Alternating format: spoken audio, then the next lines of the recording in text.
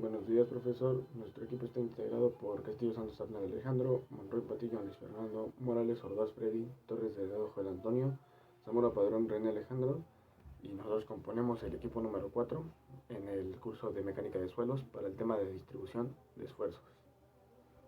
Objetivos. Nosotros dentro de los objetivos tenemos como nuestro objetivo general el identificar las diferentes características o los diferentes elementos que componen la mecánica de suelos, ya que su relevancia dentro del campo de los estudios geotécnicos es muy importante, ya que de ella depende el correcto desarrollo de los proyectos. Siendo un poco más específicos, en objetivos tendríamos el utilizar los cálculos de las teorías, además de que podemos conocer los fundamentos del suelo. Bueno, es un decir, ya que el suelo es incomprendido, puede cambiar en cualquier momento, en cualquier situación, depende de sus componentes. Es por eso que sería conocer los estudios que se fundamentan en los conocimientos del suelo para la adecuada utilización del mismo. Eh, Comprender la importancia que tienen los pioneros en geotécnica y sus aportaciones.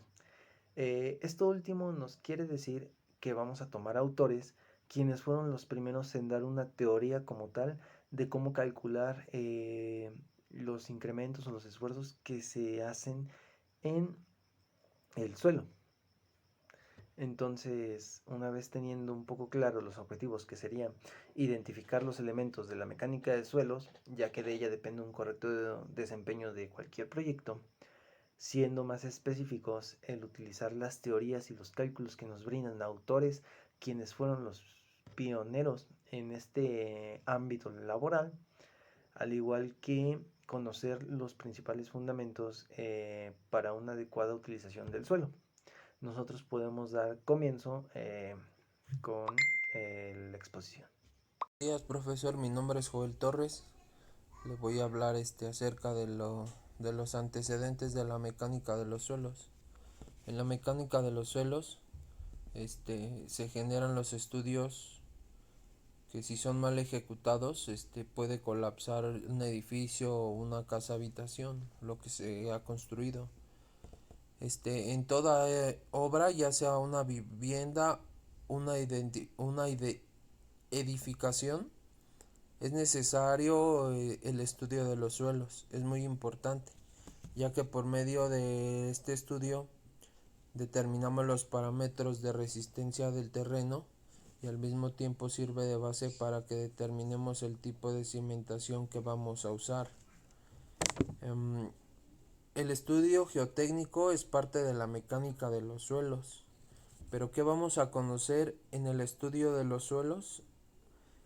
Aquí en el estudio del suelo vamos a conocer las propiedades físicas y mecánicas del suelo y también cómo está compuesto. Y algunas de las actividades en la mecánica de los suelos son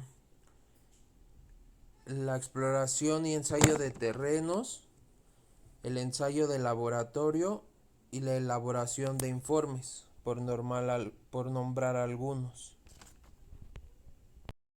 Bien, comenzamos con el tema de las ecuaciones de Boussinesq. Primero que nada, pues hay que definir quién fue Boussinesq. Bueno, Boussinesq fue un físico y matemático francés, nacido en 1842, que pues bueno, fue uno de los pioneros, uno de los teoristas que más aportó a las primeras soluciones estructurales en sistemas de capa. Eh, este señor generó una ecuación, bueno, una serie de ecuaciones, mejor dicho, que ayudaban a hacer cálculos de la distribución de esfuerzos principalmente. Ese ha sido su mayor aporte dentro de la geotecnia. La geotecnia, pues bueno, como ya vamos induyendo, pues bueno, se trata de aquellos estudios que nos dan datos específicos acerca del comportamiento de las cargas sobre el suelo. Pero pues bueno, Boussinesq se enfocó principalmente en las expresiones, como repito, de cálculos de esfuerzos en puntos denominados homogéneos, bueno, en campos denominados de esa manera. aquellamente que también son linealmente elásticos y que se denominan isotrópicos.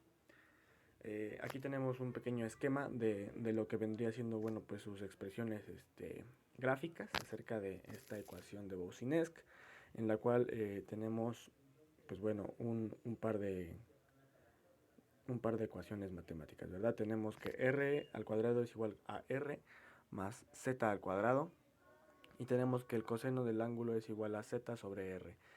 Básicamente, pues bueno, dicho de alguna forma, r minúscula nos referimos de la distancia que hay entre nuestro eje lineal hacia la masa o el peso que estamos calculando, y z vendría siendo la profundidad a la que éste se encuentra. El ángulo pues vendría siendo algo así como una referencia desde un punto central que vendría siendo P, o en este caso del peso que se le llega a aplicar de manera puntual, y pues bueno, la manera en que este se distribuye alrededor de, bueno, hacia alrededor, porque recordemos que las cargas para con el suelo no se expresan de manera lineal, sino que más bien se forman en una figura circular, o bueno, sí, circular hacia abajo. Entonces pues se puede repartir no solamente en línea vertical, sino que también en horizontal, ¿verdad? Y aquí pues bueno, también entra precisamente por esta teoría que existen varios tipos de esfuerzo, que ya veremos a continuación. Y por obvias razones, pues estos esfuerzos generan deformaciones, pues bueno, bastante específicas, dependiendo de la carga que se esté generando. Y pues para ello hay una serie de ecuaciones que permiten hacer este tipo de cálculos. Bueno, ciertamente, como se menciona, existen varios tipos de cálculos que nos permiten determinar los esfuerzos de acuerdo a un comportamiento de la carga. Y pues bueno, Boussinesq nos deja algunas ecuaciones que permiten hacer este tipo de cálculos, ¿verdad? Aquí en pantalla tenemos tres ecuaciones para calcular algunos tipos de esfuerzo, y abajo tenemos otras ecuaciones para deformaciones unitarias, también pues bueno, derivadas de cada esfuerzo, ¿no? Tenemos esfuerzo vertical, radial, tangencial, y por lo tanto pues también hay deformación unitaria vertical, radial y tangencial. Pero hay que definir un poquito a qué nos referimos con cada una. Bueno, para empezar, nosotros conocemos que el esfuerzo es aquella interacción de una carga sobre un área, ¿no? Entonces, pues bueno, eso lo tenemos un poco más claro.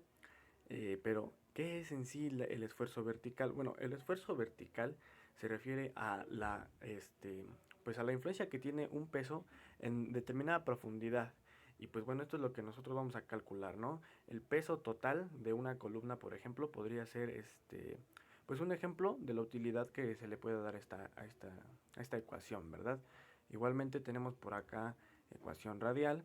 La ecuación radial vamos a tomar en cuenta que es la misma idea, ¿no? Es un esfuerzo ocasionado por una carga, pero esta carga se va a distribuir de forma circunferencial, o mejor dicho, cilíndrica, ¿no? Se va a aplicar de manera cilíndrica.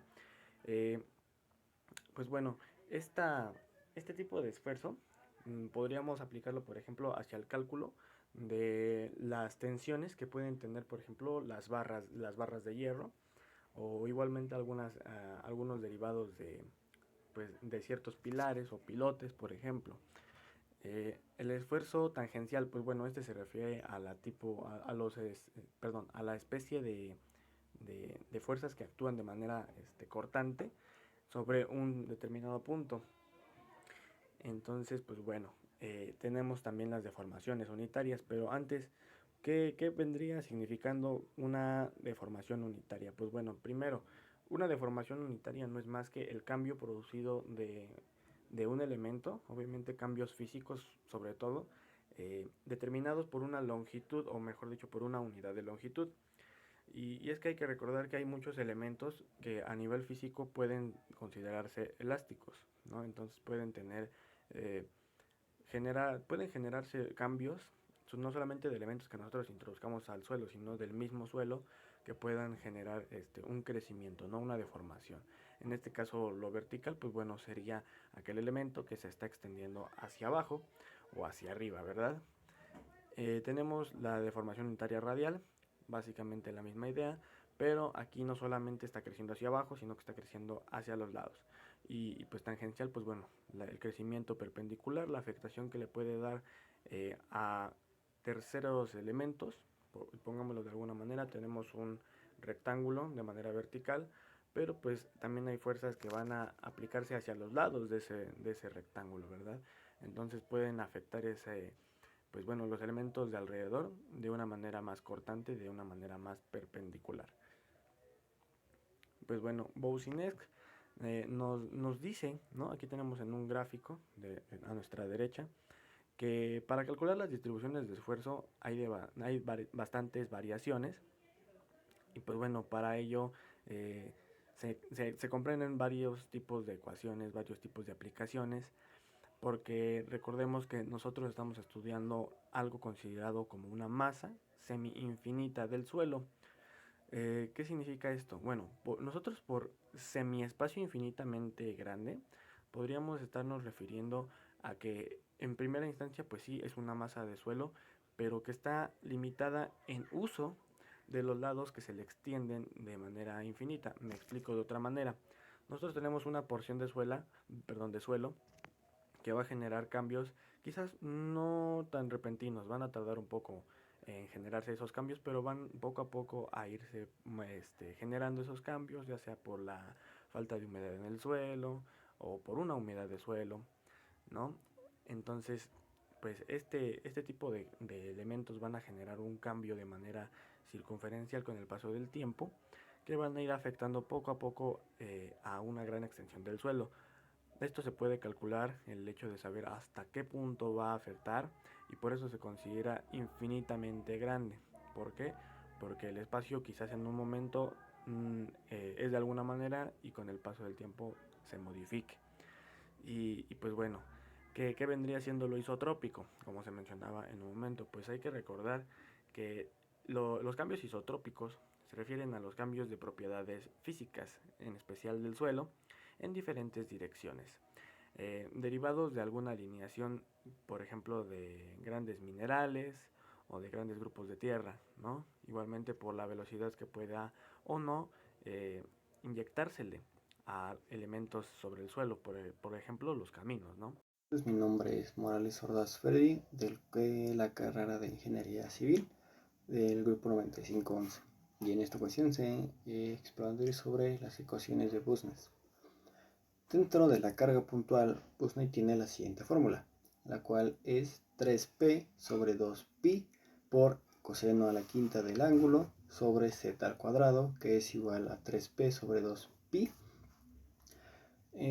por z al cubo sobre r a la quinta, que también se puede expresar de una manera pues más sencilla, la cual es 3p sobre 2pi por z al cubo sobre x al cuadrado más y al cuadrado más z al cuadrado por a la 5 medios, donde p es la carga puntual, f, x, y z son las coordenadas del punto donde se calcularán los esfuerzos representados dentro de un plano cartesiano, donde P es la referencia del punto origen, Z la profundidad donde está situado dicho esfuerzo, y donde el ángulo será entre el punto A y en este caso el eje R y el eje Z, como se puede apreciar en la imagen en la esquina inferior derecha. Para poder calcular el esfuerzo vertical inducido en un punto de la masa del suelo debajo del origen, o por una carga de longitud infinita en la superficie del suelo, se tuvo que integrar la solución de Boussinesq para la carga puntual a lo largo de toda la carga lineal, dando por resultado la siguiente integración, donde Q es la carga por unidad de longitud, X es la longitud que hay entre el eje C y la carga lineal, Y es la longitud de la carga lineal y Z es la profundidad en donde el esfuerzo se puede calcular, como bien está representado en el plano cartesiano o en dicha fórmula. Ahora se hablará sobre la solución gráfica de Newmark y las gráficas de Fadman. La solución gráfica de Newmark. Newmark desarrolló una forma para calcular los esfuerzos para cualquier tipo de carga. También incluyen la circular usada en los pavimentos. cualquier tipo de carga a cualquier profundidad a través de gráficos circulares o curvas de influencia, como se puede apreciar en la imagen. Estos trabajos se desarrollaron siguiendo los postulados originales que planteó Busnes y han sido de gran utilidad en la ingeniería orientada a las cimentaciones, aunque en pavimentos se han utilizado de manera muy limitada debido a que tienen una enorme discrepancia de resultados al contar los recuadros de su metodología. Se trazan círculos inscritos para así obtener un sinfín de círculos, los cuales nos proporciona un porcentaje de cada circunferencia encontrada, la cual menciona que las cargas son distribuidas de manera uniforme en el suelo con la siguiente ecuación, como se puede apreciar.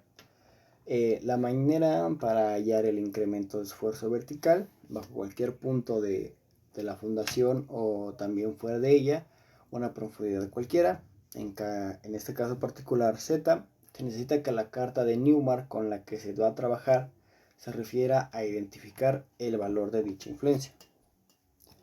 Teniendo una profundidad en donde se va a encontrar el incremento de esfuerzo vertical, la línea de referencia de escala se tiene que volver igual a dicha profundidad ya tomada. Una vez concluido esta parte, se quedará definida la escala del procedimiento. Por último, se tendrán que contar cada uno de los cuadros que se ubican en el esquema, también considerando los cuadros que estén completos y las fracciones de dichos cuadros, teniendo sumo cuidado al momento de hacer dichas operaciones para que se tenga una buena apreciación. El valor del incremento de esfuerzo vertical en un punto cualquiera bajo la fundación se define como la siguiente ecuación. Soy Monroy Patiño Luis Fernando y voy a continuar con la solución de Fadum. Nosotros emplearemos la solución de Fadum cuando exista un incremento de esfuerzos que tendremos que calcular, los esfuerzos que se incrementan sobre un área rectangular. En dichas áreas rectangulares nosotros podemos encontrar lo que viene siendo una zapata aislada, una zapata corrida o una losa de cimentación. Nosotros ya tenemos un conocimiento, ya sabemos distinguir y emplear dichas cimentaciones. Aquí lo que tenemos es, esta es la zapata corrida, esta es la aislada.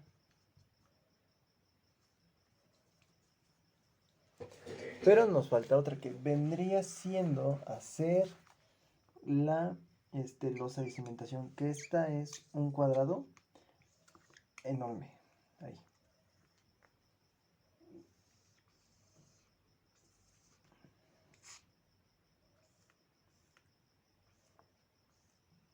Ahí está. Esta es la losa. Nosotros al obtener estas tres, que es la zapata corrida, la aislada y la losa de cimentación, podremos emplear la solución de Fadum para calcular y encontrar los incrementos de esfuerzo. También nos dice que esta la podemos usar en pavimentos flexibles para calcular lo que viene siendo el incremento de esfuerzos cuando pasa un automóvil. Esto lo podemos implementar en la ingeniería de carreteras, donde sabremos el esfuerzo que causa al pasar una rueda, o mejor dicho, un carro, sobre dicha fracción. Suponiendo que esta sea un neumático de un automóvil, nosotros lo que vamos a tener como margen de cálculo es aquí la distancia o el ancho que se aplica sobre la carretera.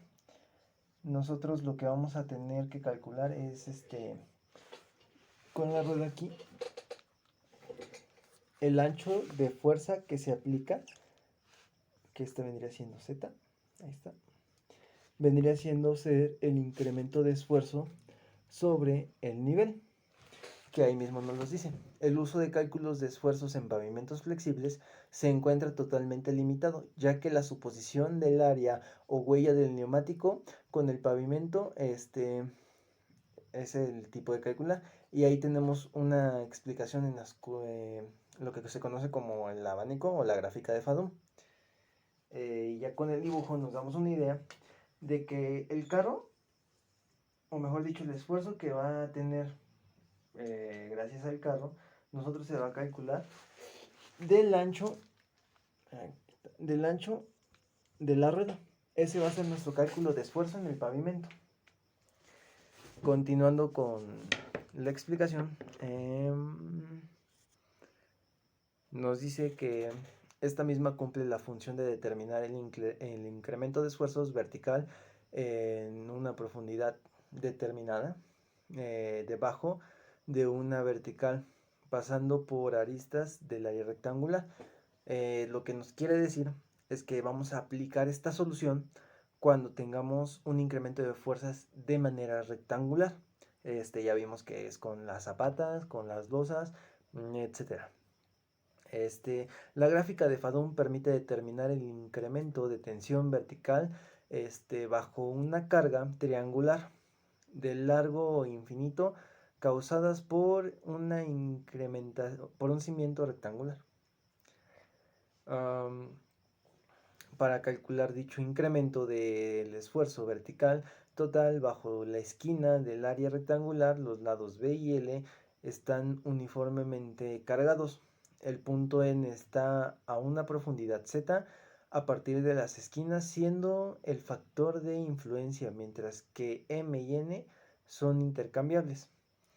Lo que nos viene diciendo es más o menos, tomando en cuenta la gráfica triangular y nuestro abanico, nos dice que nosotros ocupamos la solución de Fadum para el incremento en un área rectangular, porque durante el texto nos está recalcando que esta se usa solo para eso, el incremento de forma rectangular. Aquí nos dice en forma de triángulo, pero porque está sometido a un esfuerzo en carga uniforme rectangular. Continuamos con los esfuerzos bajo diferentes condiciones de carga. Bien, el primer condición de carga, la carga lineal de longitud infinita.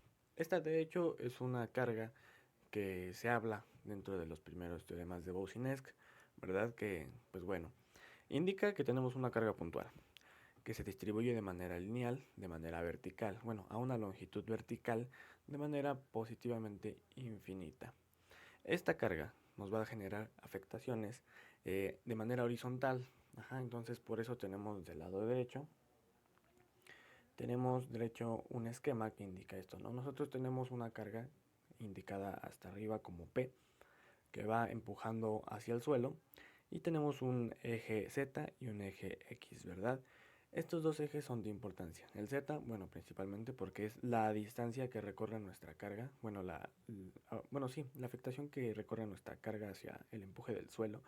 Y X vendría siendo precisamente la afectación, la distribución que genera de manera horizontal. Entonces, pues bueno, también tenemos aquí arriba la ecuación del esfuerzo de Z. Y ahí viene, pues bueno, la ecuación, ¿verdad? Nosotros sabemos que dentro de esta carga existe una longitud infinita, como bien se repite, que no tiene anchura y que de hecho tiene una intensidad de distribución medida por una longitud unitaria. Aquí nosotros también tomamos en cuenta que, pues bueno, este tipo de esfuerzo se toma en cuenta bajo una masa de suelo de un semiespacio infinito, ¿verdad? Y bueno, con la segunda condición de carga tenemos el área circular uniformemente cargada. En este caso, los esfuerzos se dice que son verticales, ¿verdad? A lo largo de un área, pero que está trazada de manera circular. Este tramo circular podrá ser dividido quizás en forma de pequeños triángulos, ¿no?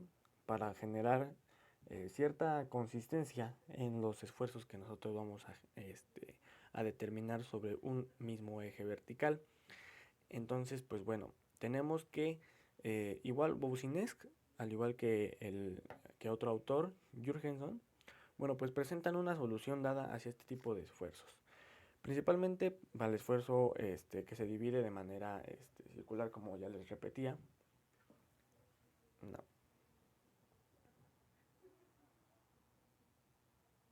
Pues bueno, continuamos con la siguiente condición de carga, llamada área circular uniformemente cargada. Aquí, pues bueno, se pueden mezclar dos teorías, ¿no? Primeramente las ecuaciones de Boussinesq y luego las de Jurgenson, ¿no? Que presentan así la solución hacia este tipo de carga denominada circular, pues claramente porque no es la área que está siendo en la que se distribuye el peso es de manera circular, ¿no?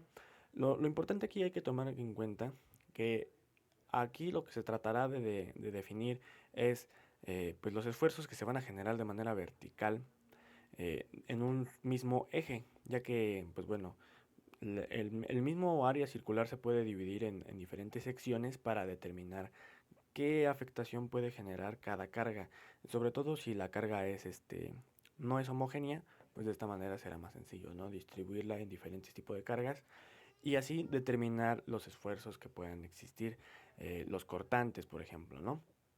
Y también pues hay que recordarlo, se están midiendo en un punto de espacio semi-infinito. Aquí mismo también en el esquema tenemos la definición de la ecuación que se va a utilizar, que vendría siendo el esfuerzo Z. Z pues es referente hacia el punto de carga vertical, ¿no? El esfuerzo vertical. Tenemos que Q vendrá siendo carga uniforme, A y B son factores de influencia resultantes de relacionar Z sobre A y R sobre A. Ahí tendríamos que generar los cálculos de los valores de cada incógnita. Y pues bueno, definamos qué incógnitas vamos a determinar. Z vendría siendo profundidad, A vendría siendo radio de carga circular y R distancia radial medida desde el centro del área circular. Continuando con esfuerzos bajo diferentes condiciones de carga, tenemos el caso de una carga rectangular de longitud infinita, que este caso fue resuelto por Terzaghi y Carotes, quienes dieron las fórmulas para proporcionar distintos esfuerzos. Son tres. Ahí las podemos ver que cambian un poco al usarlas para calcular esfuerzos principales y cortantes. Continuamos con una carga de longitud triangular, que esta se utiliza para triángulos isósceles y escaleno. Nosotros tenemos ahí un pequeño diagrama donde podemos entenderlo un poco más a qué se refiere con los triángulos. Nosotros tenemos un triángulo rectángulo ahí que ejerce una presión. Dicha presión se está por abajo representando con lo que viene siendo un triángulo isósceles. Carotes propuso las siguientes fórmulas para la solución de estos problemas. Las primeras tres fórmulas son para la resolución de un problema de esfuerzo en triángulo isósceles, y las segundas fórmulas que están abajo las propuso él mismo para un triángulo escaleno. Continuamos y tenemos una carga triangular de longitud infinita de triángulo rectángulo, que aquí nuestro principal autor es Hamilton, quien pudo resolver el problema dando así una serie de fórmulas para conocer dichas cargas. También tenemos una carga trapezoide longitudinal infinita, quien más aquí Carotes fue nuestro principal autor, siendo él quien pudo resolver dichos problemas. Nosotros dentro de estos ejemplos podemos encontrar un ejemplo que es más o menos así, representado acá está, representando de forma triangular nuestros esfuerzos, donde tenemos arriba el que ejerce la fuerza, así, ejerciendo fuerza, y tenemos nuestra representación aquí abajo, esta misma, que donde aquí podemos tener el ángulo alfa, tenemos la altura, tenemos P, tenemos un diagrama de cuerpo libre más específico que nos ayuda a poder darle los datos como tal a nuestras fórmulas. Ok, yo le voy a comentar las fórmulas, le voy a platicar un poco de las fórmulas del esfuerzo bajo diferentes condiciones de carga. En este caso es el plano semi-infinito uniformemente cargado, en donde nos dice que tau xy es igual a p sobre pi por el seno al cuadrado de beta. Lo podemos ver aquí enseguida las fórmulas. Entonces, los principales esfuerzos que están en distintos puntos están dados por el esfuerzo en Z, que es igual a P sobre pi. Y luego podemos ver también que tenemos el esfuerzo en X. Tenemos tau XZ. Y tenemos del lado superior derecho también tenemos el esfuerzo en Z y el esfuerzo en X. Nos da las fórmulas también para el plano semi-infinito uniformemente cargado con talud. Y nos da las siguientes ecuaciones, donde nos explica el esfuerzo en Z, el esfuerzo en X, nos explica también tau en XY, y nos da la fórmula que es es PZ sobre pi por B por A. Lo tenemos aquí en del lado inferior derecho. Esas son las ecuaciones que nos da. Afortunadamente las ecuaciones ya están dadas, solamente es importante recalcar que, ya como nos ha explicado el profesor, tenemos que tener el razonamiento y tenemos que estar enteramente pues dispuestos, ¿no?, a abrir la mente para poder captar y para poder relacionar las figuras que tenemos, ya que se nos ha nombrado en innumerables veces que pues tenemos que adaptarnos no al campo, sino a la realidad, ¿no? Para eso es que tenemos que enfocarnos mucho en conocer los términos matemáticos y los términos que se nos presentan en la mecánica aplicada, ya que sin eso pues no podríamos saber qué es lo que nos dicen estas fórmulas. Buenas tardes, yo soy el alumno Zamora Padrón de Alejandro y les voy a hablar sobre las otras teorías que existen. Bueno, pues un poco dejando en claro de todo lo que todo lo que hemos hablado, ¿no?, hasta ahorita, sobre la información que el profesor nos ha dado, pues también dentro de estas teorías se puede mencionar que hay 3 autores. Más que nada, el primero lo podemos llamar así como, bueno, para dar una profundización mejor de todo lo que se ha manejado. Existen 3 autores que se puede manejar, que publicó una fórmula en 1938 que consideraba la más justa para poder manejar o tener en condiciones elásticas de los suelos estratificados, que esto quiere decir la estratificación del suelo, pues más que nada es la forma de los sedimentos del suelo que acumulan entre otros sobre una capa y sobre otra, donde se dice que el suelo es una masa reforzada con láminas pues horizontales. Más que nada un poco proponiendo así la siguiente fórmula, que es la que les está apareciendo ahorita mismo en la presentación, que es lo que pues le agregamos para poder dar un punto de vista extra, que es esta fórmula. Entonces, también, entre otras teorías, se puede decir que Burmeister estudió la distribución de esfuerzos en un sistema forzado y formado por 2 capas homogéneas, isótropas y elásticas. Esto quiere decir que la primera capa pues es horizontal y de espesor h, la segunda subyacente y la semi-infinita, que es también aquí en la diapositiva les está apareciendo una imagen que es como una representación un poco gráfica de lo que queremos llegar a decir. También los estudios están enfocados en el diseño de pavimentos, en los cuales pues también el módulo de elasticidad, como lo había mencionado anteriormente, pues es la capa superior, que es mayormente pues que es la capa subsaliente. considerando así que E1 igual a E2. Esto quiere decir que E1 entre E2 da igual a 1, que es como lo está la misma gráfica lo está representando, que es un incremento de esfuerzos verticales. Esto quiere decir que pues es el cálculo con las fórmulas que daba este autor, ¿no? Entonces, considerando así que una carga aplicada, en este caso P, pues es una manera circular y uniformemente distribuida. Esto quiere decir que se mantiene en un acorde a lo necesario, ¿no? Para tener un buen incremento de esfuerzos y que sea pues bien distribuida en este caso.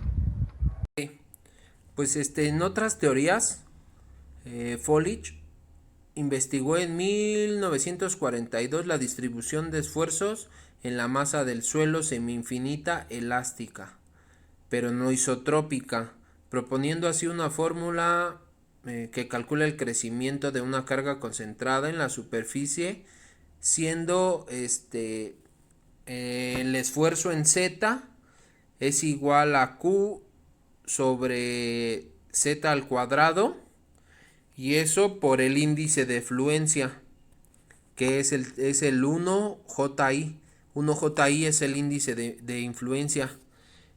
También se representa como lo dice ahí, el índice de influencia es igual a X sobre 2 por pi por el coseno de X más 2. Y el índice de influencia podría tomar en ocasiones factores como temperaturas y variaciones del ambiente, para lo que nos proponen que el índice de influencia es igual a X sobre 2 por pi, y eso por 1 sobre 1 más R sobre Z elevado a la segunda potencia, y todo eso elevado a la X más 2 sobre Z, sobre 2, perdón, aquí lo podemos ver, sobre 2, X más 2 sobre 2, a eso se va a elevar las variaciones de las temperaturas del ambiente. Seguimos con las otras teorías donde X es el factor de Folich. Sí, espero esté bien pronunciado. Para X es igual a 1.5 la solución aproximada de Westergaard. Los suelos estratóficos y reforzados, por tanto los suelos horizontales múltiples indeformables, es V igual a 0. Es la V igual a 0. Entonces, para X es igual a 2 suelos deformabilidades, estratificado con diferentes deformabilidades. Perdón por la pronunciación, profe, pero todavía no soy pues un experto, entonces me trato de grabar lo que más puedo. Seguimos con para X igual a 3, solución de Boussinesq en el suelo homogéneo e isótropo. Estamos hablando de otras teorías. Para X igual a 4, el suelo es homogéneo en el que la comprensibilidad se reduce con la profundidad, como el caso de las arenas. Entonces vemos aquí el esfuerzo vertical en un punto debido a una carga puntual, en donde P representa la carga puntual, Z representa, si no me equivoco, la profundidad, y tenemos R que es... Bueno, de nuevo soy el alumno Zamora Padrón, entonces les voy a hablar pues más que nada de la conclusión, les voy a dar la conclusión del tema de todo lo que hemos hablado mis compañeros y yo. Bueno, en conclusión pues podemos concluir que la distribución de esfuerzos en una masa de suelo producidas por la aplicación de cargas, pues así dependerá mucho de los factores de los que ya hemos pues comúnmente hablado en esta presentación. Pues la mayoría de las soluciones de las teorías hacen la suposición de que el suelo es homogéneo. Esto quiere decir pues que en las teorías que yo les mencioné, pues casi todos creen que el suelo es homogéneo y que tienen o también isótropos. Esto quiere decir pues que también son manejadas las teorías también como para poder llegar a un porqué de del por qué manejamos ese tipo de teorías y que no las sacamos nada más así por así, ¿no? Que nada más, pues no sé, a lo mejor todo tiene una explicación y la explicación es que las teorías que se fueron manejando a través de estos autores son muy importantes para poner de acuerdo a la distribución de esfuerzos ya manejada como algo más teórico, por así decirlo, que es como lo que le mencionamos, y por nuestra parte es todo.